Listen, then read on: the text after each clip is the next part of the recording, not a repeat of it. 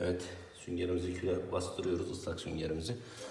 Şimdi şöminemizin camını pırıl pırıl parlatıyoruz.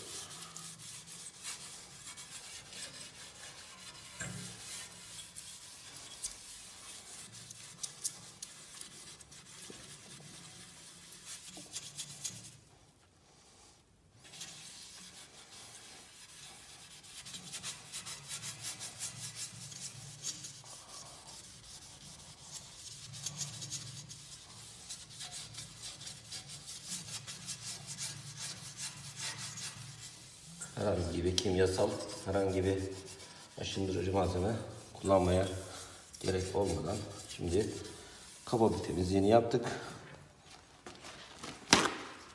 Alıyorsunuz kağıt havluyu.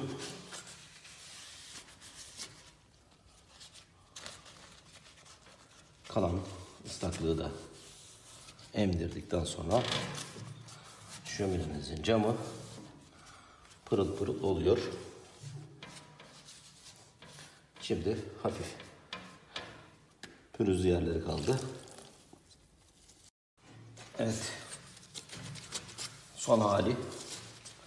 İnce kalan köşelerdeki zor, yani nispeten zor ortamlara göre olan bölgelerdeki kirlerimizi de istekelerimizi de aldık.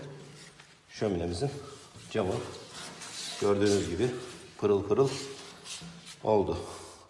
Toplam 4 ya da 5 dakikada bu işlem tamamlandı.